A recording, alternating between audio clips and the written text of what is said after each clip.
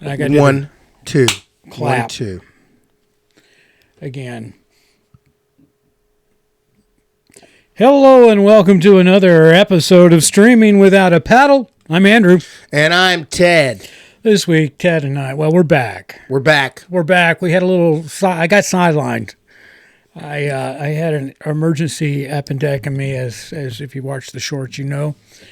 And it was not fun. It's still not fun. Yep. And but we're back, and this week Ted and I took on the Hulu original Pizza movie, and yes, that is the name of it. And don't confuse it with that 2012 horror classic that goes by the same title, because this is not a horror movie by any means. So anyway, Ted, you want to tell everybody what this is or who's in it? Yeah, Started Galen Matarazzo, whatever his name is from Stranger Things. Sean Giambrone, Lulu Wilson, Daniel Radcliffe is not in this movie. His voice is in this movie for about 7 seconds. Yeah. Peyton Elizabeth, Caleb Heron, Jack Martin, Sarah Sherman, Marcus Scribner, and Justin Cooley. You're giving way too many people way too much credit there's for being in this movie. Really, this movie is guy from Stranger Things, guy from the Goldbergs, and Lulu Wilson. Yeah. With Peyton Elizabeth. She's in a lot of it. So, yeah. Well, yeah. All right, that's it. And here's the premise behind this masterpiece. It's a college students that get their hands on some psychedelic drugs, and there's 6 phases to this drug. And you have a moment of reality between each phase before you kick into the next one. Yeah. And they're at college, and they take these drugs. I mean, they take the psychedelics, and to throw a little twist into it, they're the only way to combat it is to eat pizza. Mm-hmm. Hence the name Pizza Movie.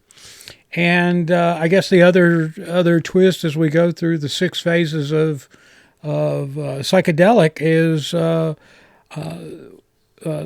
guy from Gayton, the guy from Stranger Things, he got the football program canceled by streaking in front of the police department. Exactly. And so the football players, the campus is all over him about that. They, he's the reason. So besides going through this psychedelic trip, he's doing this psychedelic trip as people are hunting him down. Well, because every Friday night, the cool group of kids that is with his old friend, Lulu Wilson, right? They come to his dorm room at 5 o'clock, and they break wind on his face every Friday. And his roommate, Sean, who's played by Sean Giambrone, I think that's Bronny. Whatever, the kid that talks like this. Yeah, he's the one from the Goldbergs. Mm-hmm. So anyway, yeah, that's it. I mean, that's what this movie's about. I mean, the acting was it's a B movie. Can we call it that? Do you still call things B movies? I wouldn't call it that. I mean, Lulu Wilson is good. She's in some stuff. No, I mean just the movie. Yeah, the movie itself. It would be like a dick and fart comedy. You know what it is? It's these 2 directors attempt at Superbad meets Harold and Kumar Go to White Castle. That's what it was to me. Nicely summed up, Ted. Nicely summed up. Yeah, this movie's not for grown-ups by any means. I mean, this is if you've got a 13 to 15-year-old, they're gonna love it. They're gonna love this movie, and so. But everybody did. I mean, with production value on it was what it was. It was a Hulu. Yeah, I mean, it was good. Well, it was right up there with Craven, and they shot it at Syracuse. I looked it up. Did they? Yeah, so they must have shot it in the summer at Syracuse. Okay. Yeah, I mean, this is a sophomoric comedy. They didn't leave the dorm. They didn't leave the dorm almost the whole movie. So I mean, they probably posted up in a dorm and just went to town. Very possible. I mean, that's what I would have done with this masterpiece. So This movie's not for us. We have to be objective here, though, and I have to put myself in the first time that I saw, I was 12 or 13 and saw Porky's. I have to put myself in that mind frame. Like, if you watch Porky's now, you're like, this movie's terrible. I'd like to watch Porky's now. I don't know, where's it playing? I don't know. I bet it's on Amazon. I mean, because I haven't seen it since I saw it the first time, and I loved it the first time. So well, it's like, I want to know how I still feel about Porky's. It's very dated and very sexist, but like for me, that Porky's is for you, right? For me, because you would have been in high school, right? When Porky's came out? No. 80, right? It's 82. I was. Well, you would have been in junior high. Yeah, I was going to say I was 1981. Oh, you were in junior high. I was in junior high. Yeah. Okay, so that movie is like you shouldn't have seen it. That was a note movie for me. Yeah. I mean, I grew up kind of shielded, I think, and I didn't have I didn't get the birds and the bee talk. Did you? Oh, I think I did. But at my point at 12 years old in 1992. Which is when I would have been 12. Yeah. In 1992, I mean, there was enough stuff on the television at all points in times. I already knew. I knew. Okay. Because I didn't get the birds and the bee talk. I didn't. So I think that's, I had to figure it out all on my own. Well, Porky's will help you. And so I was a note-taking movie. There were a couple of them. Yeah. That was the great thing about, that was a great thing about the early 80s and, late 70s for me is, movies were pretty explicit when it came to that subject, and not that I don't think it's a bad thing. I mean, I've been to Europe. I get it. I've been to Europe. No, seriously. I was like, the first time I went over there, we had to run down to Marbella, Spain. I was in Marbella, Spain, and we had to run down to Marbella, which is on the Mediterranean there. And we were there in late August, early September. And so it was still very warm out during the day. And we were down there, and we went out on this pier or this amusement type area, kind of like Santa Cruz, their version of Santa Cruz. And we were looking for like a shark. It was an aquarium that was at the end of this pier, right? Okay. Which I thought was very smart, because if something ever happened physically to the structure, the fish would just fall right into the ocean, and they'd be fine. They would be fine. No, it makes total sense. It did. It made total sense to me. But anyway, we pull up there, and there's a beach in very close proximity to this pier. And I get out of the car, and we're walking down there, and half the women were topless. So I was like, "Welcome to Europe." Welcome. Well, good for them. That's what I'm saying. Yeah. Right. But anyway, when I was growing up, man, it was movies like Porky's and Spring Break. Did you see the movie Spring Break? I have seen the movie Spring Break. The candy store. Yeah. That and again, it was one of those note-taking moments. The Last American Virgin. You probably like that one. See, for me, the movies that would have been more like in this vein would have been Harold and Kumar Go to White Castle, and I was like 23 when that came out, or American Pie. Because I'm the same age as the American Pie people. It's set in the same year that I graduated. I kind of find American Pie is probably the last of the Porky-esque type of movies. Yeah. I mean, seriously. I mean, if I wasn't so old when American Pie came out, it too would have been a note-taking movie for me. Oh yeah, I mean, I was older, but it's still like, I mean, you watch it and it's just like, okay, yeah, nostalgia. Yeah, I remember these. Yeah. But this movie for other kids is definitely. I feel like if you're a teenager and you really watch this movie, you would be really probably pretty into it. Yeah, and I'm going to go ahead and put this out there. This is not a coming-of-age movie, so this is PG. So if you're listening to the show and you're going, wait a minute, if you're 13 to 15, you're saying watch this, but there's, it's just drug use. Yeah, and it's not even heads. Really. I mean, right. Which everything that's in this movie is so PG compared to whatever. I mean, it's Hulu, it's Disney. I'm surprised they would do a drug movie, to be honest with you. So it's what it is. So I don't want people out there listening to go, which side are you on here, Andrew? Are you note taking, or are you saying it's okay for a 13 to 14 or 15-year-old young man to watch? And I would say this movie would really only appeal to boys. Yeah. I just can't imagine girls finding much humor in any of this. Earlier I had to poop, so I pooped in the toilet and then I stuck it in a bag. And then I put it in my purse. Don't tell anybody. Yeah. I mean, that's Boyd wrote that. Yeah. Boyd wrote that. And yeah. And that was a line from one of the girls in the movie. She delivered it very well. She did. She's actually, if we're going to get into the acting. Yeah, we are. Let's do it. She's the best actor of all of them. Yeah. Yeah, I mean, like, it's like clearly I'm like looking at her and I'm like, because the other movies I've seen her in, Wrath of Becky and Becky, she plays this like badass, like little like trauma warrior that kills a bunch of people. And like to see her play like this, where it's more like a nerdy trying to be cool, I was like, oh, you're good. You're a good actress. Yeah. Well, see here, you just nailed. I'm looking here at the cast. Peyton Elizabeth's in this movie, and I don't think that's her full name. Peyton Elizabeth Lee. Excuse me. I'm not really familiar with her work, but just looking at her reminded me that when we watched this, I turned to my wife and I said, "Oh my God, she's a young Phoebe Cates from Fast Times at Ridgemont High," which is another one of those taking note movies. Yeah.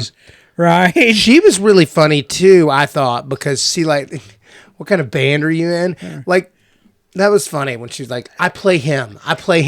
Like, you play what? Yeah. It had moments. It had moments. It did have moments. Had a lot of moments where I was like, this is not, I find this silly. This is not for me, and I know it's supposed to be silly, so. Yeah. And then Dustin from Stranger Things he was funny. I think the two male leads in this, Gaten and Sean, I'm just going with their first names because everything that's difficult. Anyway, I thought they played off of each other really well, had great chemistry. Yeah. And so if you're a youngster listening to the show, I just want you to know college is nothing like what.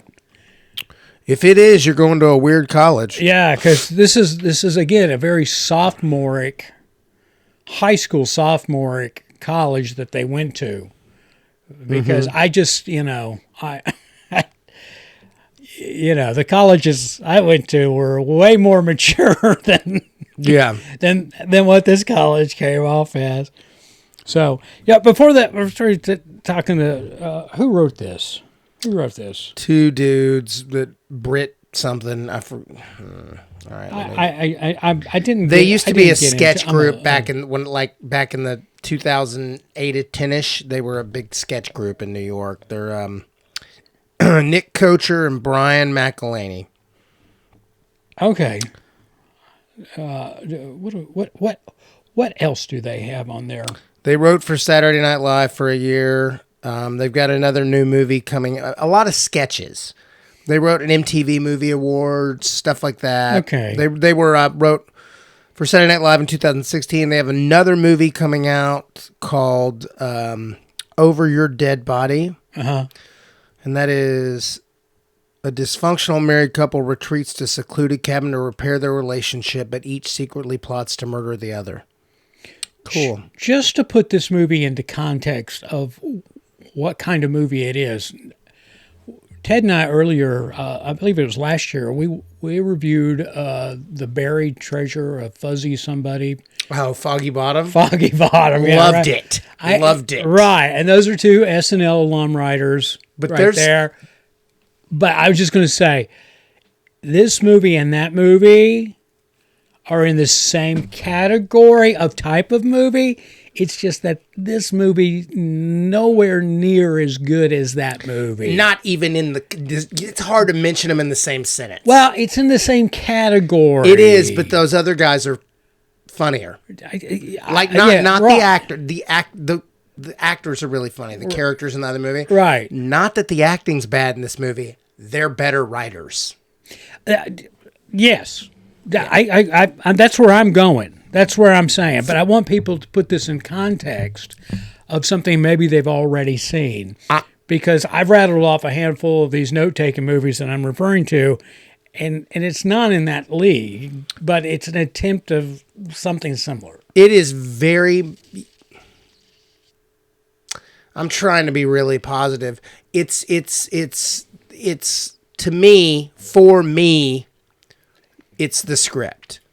The script has moments where it's really funny and pops, but they're not as often as you would think. Yeah. And like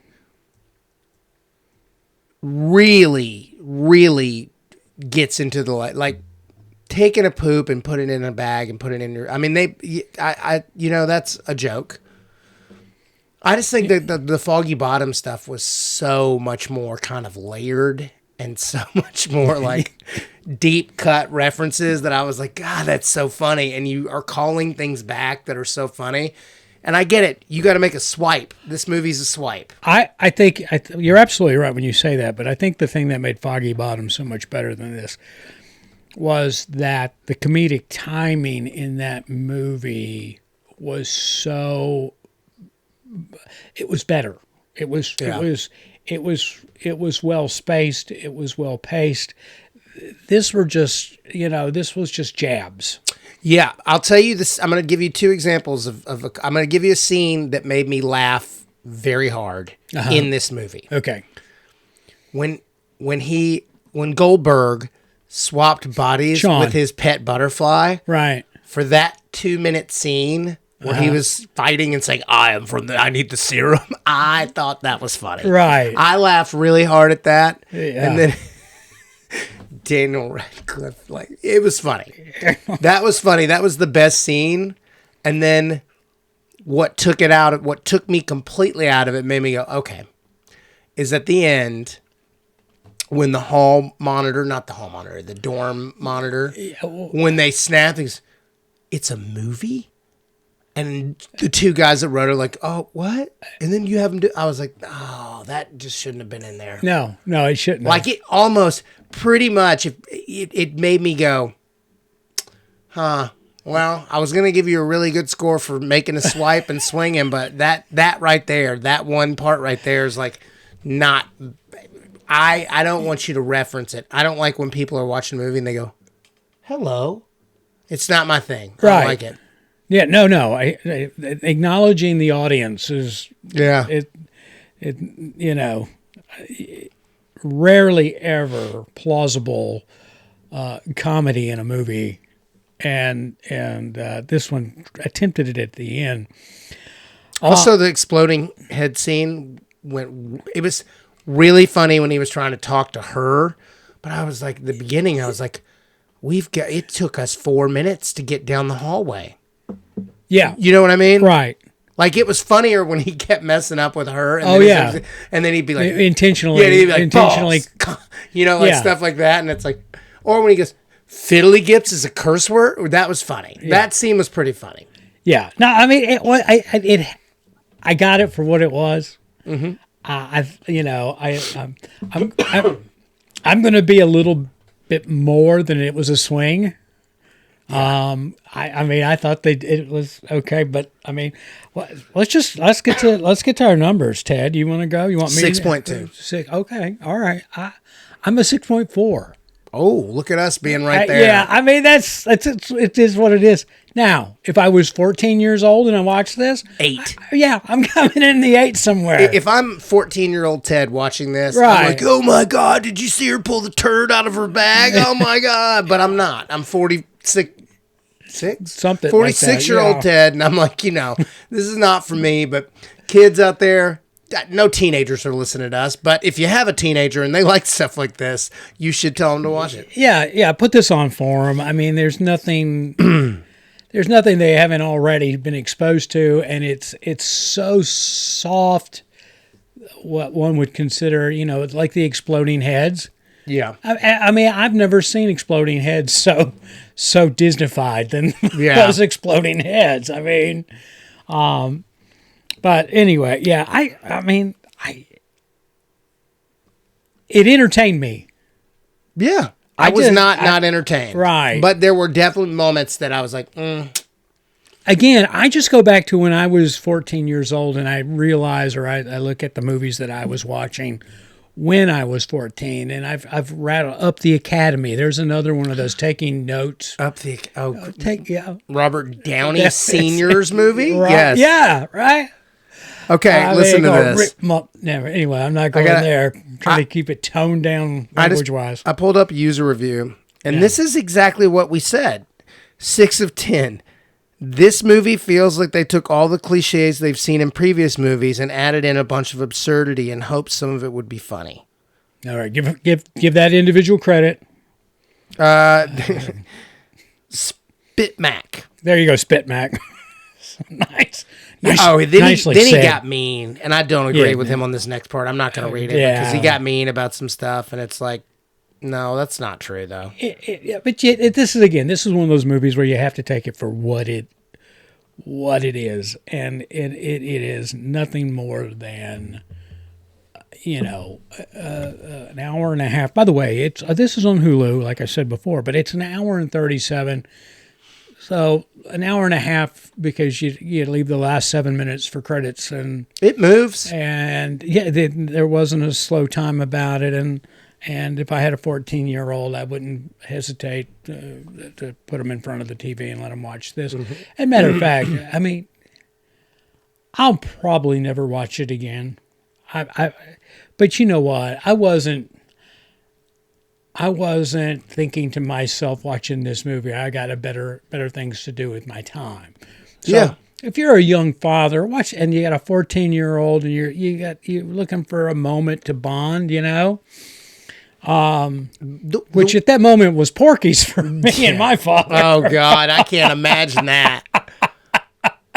I don't know that I've watched a lot of movies with either one of my parents. They're not into this at all. They're never like, ooh. The only time I have a really vivid memory of my father picking me up from junior pro football practice when I was 10 or 11, and my mom was out of town. I was 11, and my mom was out of town. You remember that first Indian Lake the Sixth Theater? Now it's a church. Right. And he was like, hey, you want to go see Flatliners? And I was like, yeah. And we went to see Flatliners at the movie theater. And I realize now that he had seen the preview when they used to run previews on TV. And he was like, I'd like to see that. That movie looks cool. And then he was like, and I don't have to cook dinner because I can just get popcorn. Now we have, speaking of it, because this is again, it's just one of those movies. I brought up the movie Up the Academy. Again, in my book, a note-taking movie, or was, and which is funny because you think about it, she had poop in a bag, and the punchline in that movie, that's about as funny as a turd in a punch bowl. Yep. So there we go. Anyway. Full circle. Now, I'm not going to say any names out loud here, but around the other cove from where you grew up, and then the cove where I didn't grow up, but I lived for a while, our families had mutual friends, and they had a swimming pool. You know who I'm talking about? Oh, yeah. Right. All right. That's where I saw Up the Academy. In that basement? For the first... I think it that was... That walkout basement? Because they had that big...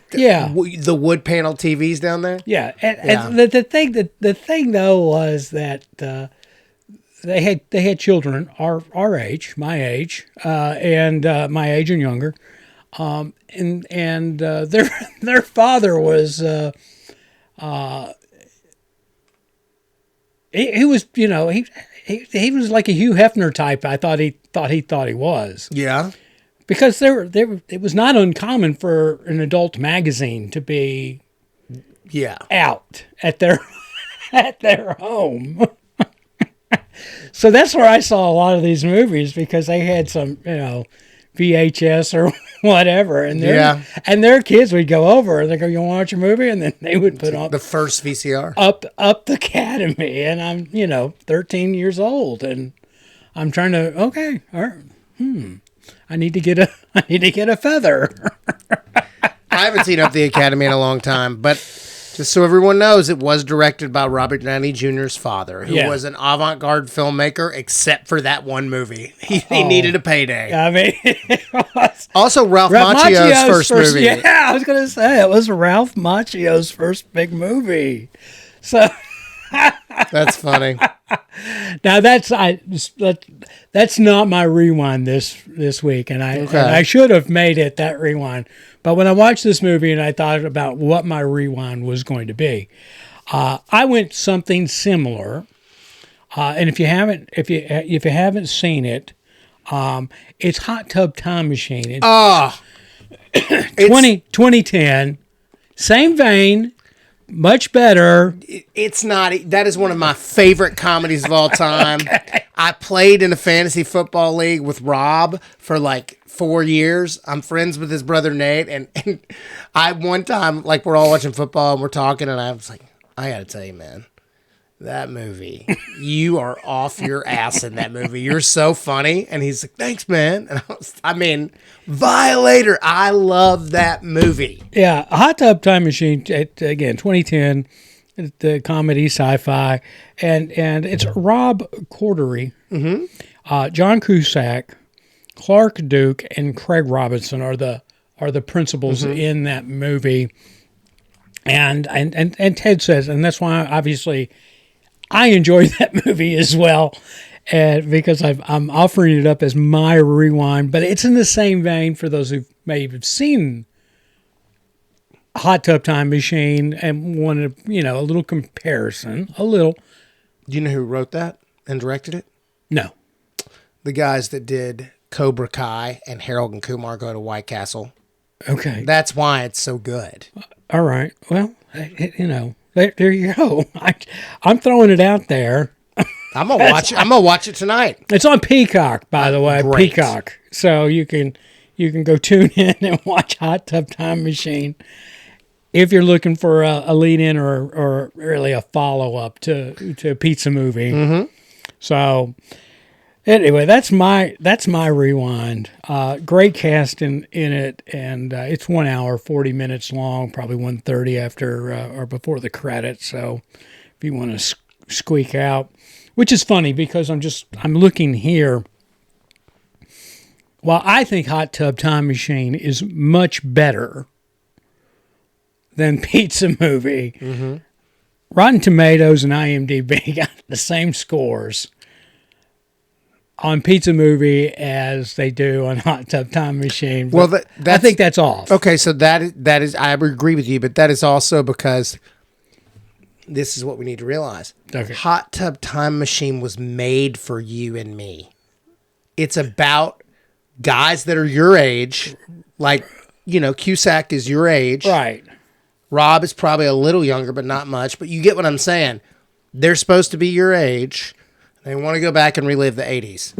I grew up with an older sibling, and I grew up in the 80s as a small kid, so I love because of that sibling. Right. And I love the 80s because of that, right? So, like, it's made for us. I saw it opening night. I saw it with my friend Chris Carter. We went to Opry Mills. I saw it in the movie theater at the 11 p.m. showing Thursday night. And I think we snuck in little airplane bottles. And it's like, there's not another movie that makes me want to drink alcohol more than that. Oh, I love what we pull out of these shows. All right. I was a 6.4. 6.2. And you were a 6.2. Mm-hmm.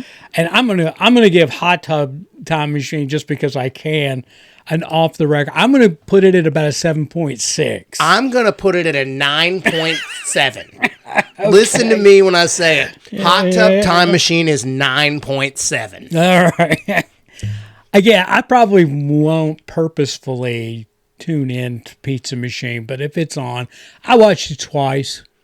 Like I do everything, so my cup is full with it, and it wasn't any worse the second time I watched it. So okay, I mean, going into it that way, but yeah, I'm pleased. I'm okay. If you got a kid, Dad, and you're looking for some bonding time, you've I don't know, taken their phone away and you want to say, "Hey, I still love you," just plop them down in front of Hulu tonight, and let them run. Pop some popcorn, and they'll appreciate you for this one. They really will. All right. Anything else, Ted? You want to talk about? Throw out there? I don't think so. No. All right. Did you finish Rooster? Are you up to date yeah, on I'm Rooster? up to date on Rooster. I really like it. I'm really liking Rooster. Yeah, I like too. Rooster a lot. That's the HBO, right? Yeah, HBO Max. But slow start, to be honest. Steve Carell. Mm-hmm. This last episode, my wife, Paige, shout out to Paige, she was like, okay, that last episode got really good. It took it a few to ramp up. Well, that's why I give every series episodic program 3 episodes. If you can't come to speed by 3, it's not worth my time. Now, I've been watching that McDreamy series. Oh yeah, is that good? It's on Hulu as well. And I forget what the name of it is right at the top of my head. I know what you're talking about. He plays. Well, we reviewed a movie, Ted and I did, with Michael Keaton. It had Alzheimer's, and he was a hitman. And it's that movie in a series format, and it's I gave it the 3, and I didn't go back, and for some reason I don't know why, but I did give it another chance for 4th episodes, and Memory of a Killer. That's the name of the series. And it's okay. It took maybe 4 episodes, but that's it. I do have one thing. Yeah. And I'm a little late to the game on this one, but I kept seeing people talk about the new season of Paradise. You know what I'm talking about? Yeah. So I started watching the first season of Paradise, and I'm like 4 episodes in, just one here and there whenever I'm, got some time. It's really good. It's a nice watch. It's pretty heavy. It's very heavy. But it's a very interesting show. All right. Well, I've watched a lot, but under the circumstances of the last week and a half, I haven't had much motivation and energy to spill my guts and shorts about it or about them. So, but I'm going to get back on that. I'm going to get back on it because there's a lot of really decent stuff, especially episodic right now. Yeah. I mean, Rooster besides Rooster. Yeah, Rooster. Yeah. You know what I forgot to tell you? What? This weekend, Saturday, my friend Amy called me, and she was like, Amy, one of the singers in the Proto Men, great band from Nashville you should listen to if you haven't.